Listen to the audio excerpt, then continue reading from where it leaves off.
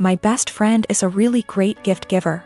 I know that she plans gifts really far in advance and always dedicates so much time and thought into them.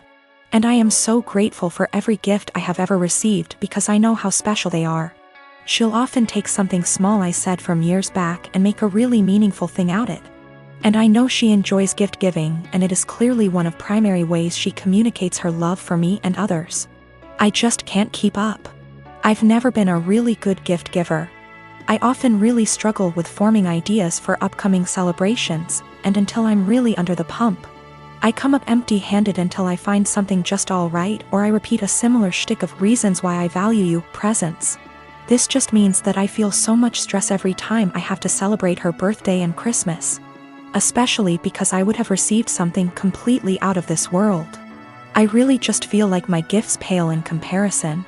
It's getting to this stage where we've been exchanging presents for 8 years, and I'm honestly just starting to feel like I'm running out of steam to keep up and continue thinking of other ideas. It is also hard because I'm neither here nor there when it comes to receiving gifts. I can recognize the hard work and love, but I don't need to receive gifts to know that I'm loved. And so I worry that I don't reciprocate my love well enough because my presents never feel at her level. I want to express to her my gratitude for her gifts, but ask that we just stick to one a year, on birthdays. Because Christmas and the occasional Valentine's Day is too much for me. I have been able to move away from gift giving with other friends by just casually mentioning it or just mutually ceasing present exchanges, and we now opt for spending time with each other, something I love. I just don't know if this would be really insensitive or soul-crushing because it's not about her or how good of a friend she is, but really about my insecurity and my differing ways of communicating love. I've been with my boyfriend for 11 years, since I was 15. His mother has hated me since the first day she met me. She hated me due to my ethnicity, Kosovan Albanian. She hated me due to my career. I work as a model, and she decided that makes me an empty-headed, vain, shallow person. Then when I told her I still planned to go to university alongside my career, she said I was doing it to impress my boyfriend. I've since left uni with a distinction, and her new reason to hate me is I try too hard. She has also insisted I've cheated on him throughout our entire relationship, which is a ridiculous claim. I've never even kissed another man in my whole life. I have zero desire to cheat and never will. Late last year, she attempted to void the insurance on my boyfriend's motorbikes. She tried to do this under my name, so hypothetically, when he was arrested for riding with no insurance and called his insurance company, I'd get the blame. After this happened, my boyfriend and I agreed to cut her out. However, it hasn't stuck. She left my boyfriend alone and respected his wishes for NC, but she's continued to contact and harass me. This leads to the last few weeks. My boyfriend works as a motorcycle test rider, and he got in an awful motorbike crash while working. As such, I now need to care for him. I'm okay with that, and I'm focusing on seeing it as an opportunity for us to get closer. It's been nice, honestly. However, his mother has been awful to me. She's called me litany of terms. From things as tame as stupid to things as awful as a nasty Serbian half-breed. I'm not Serbian, and she's well aware that calling a Kosovan a Serb is offensive.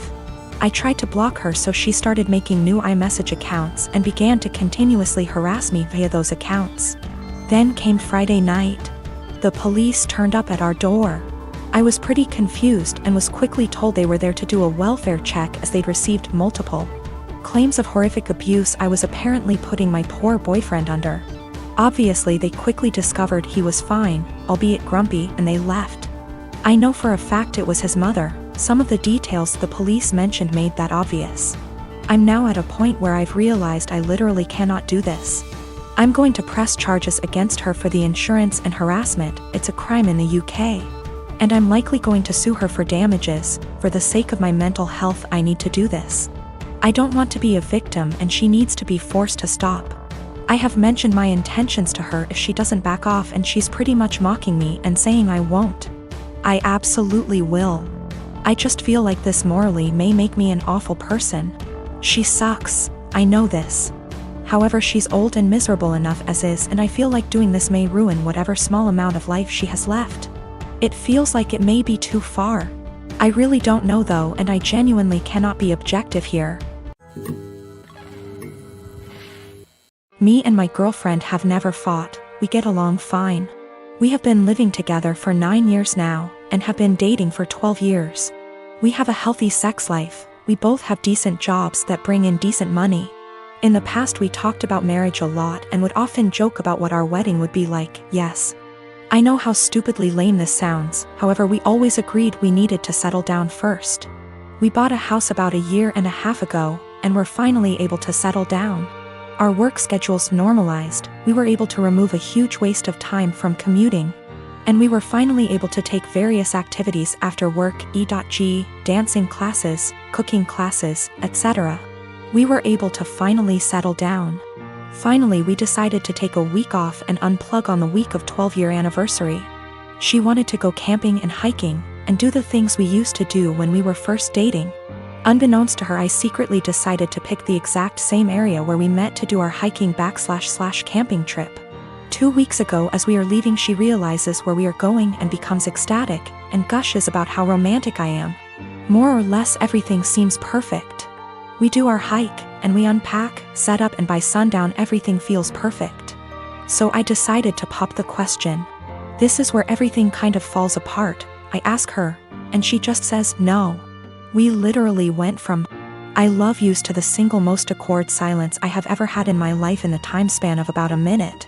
We sat there kind of not saying anything before she says she is tired and goes to bed. She basically proceeds to cry herself to sleep while I sat there doing nothing. I basically didn't sleep, and the next morning, she says she wants to go home. So we pack up and have a really awkward 3-hour hike back to our car. There were a few times where things kind of felt normal and we were joking around like we used to be for a bit. On the way back home, we are talking and chatting normally, but it just feels awkward. At one point we stopped for coffee, and asked if she wanted to talk about what happened, and all I got was a curt no. This is followed by another extremely long silence for the rest of the drive home. We finally get home and I unpack everything while she goes off to bed. She is going to bed. Cue more crying. I tried really hard to talk to her, but she pretty much told me that she just needs time to be alone and think. The next day she tells me she is going to take some time and see her family, which is literally on the other side of the country. It has been about 2 weeks since I dropped her off at the airport. She sent me a few messages to tell me she is fine, and that she needs some more time to think.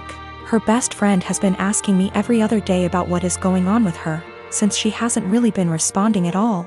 I know she is okay, though, due to her posting some pictures of her and her family on Instagram. But it just feels really weird.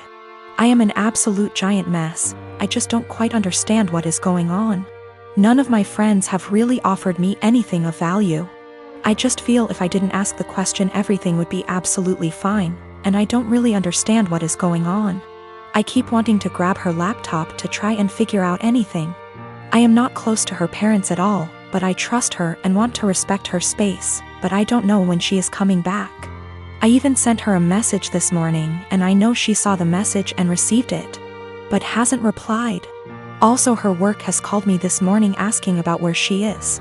Apparently she had taken an extra week off last week, but she was supposed to be in yesterday.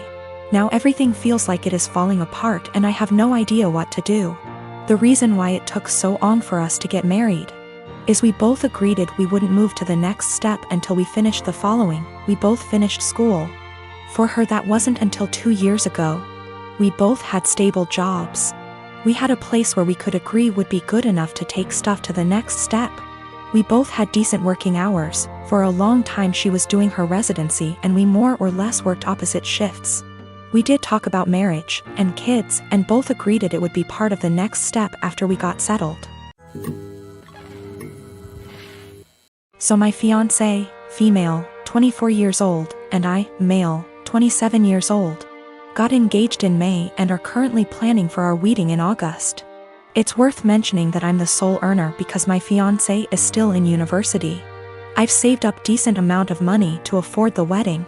Thing is, her parents get involved in everything, from picking the engagement ring on my behalf, to giving opinions on where we should rent, and now my FMIL is constantly giving opinions on our wedding. FMIL would follow up on everything we do and make negative comments on things like the best man, the guest list, and food.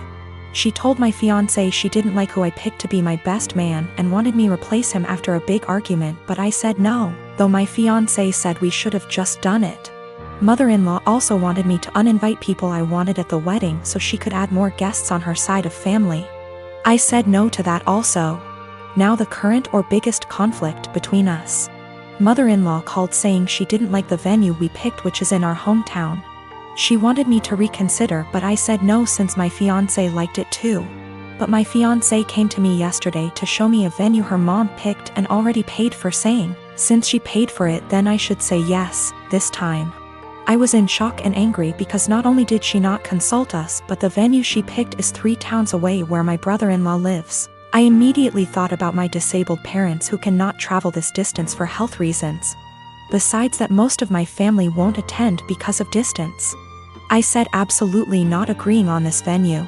My fiancé said she disagreed with me and I had no right to complain because her mom and dad paid a lot of money for this venue as wedding gift and we should accept it. I calmly explained why I refused and she kept saying I'm refusing on purpose because I hate her mom and am playing cat and mouse with her.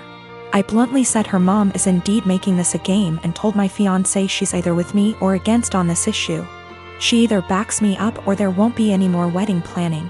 She got upset and started crying, asking what she's going to tell her mom and why I was making her choose between me and her parents, but I just feel like she's refusing to see why I don't want this specific venue. So what if her brother lives there?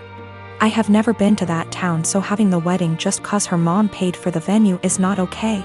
We haven't talked ever since that argument. My friend called me ungrateful fool for turning away a free wedding venue over distance, but I can't help but feel FMIL did it purposely.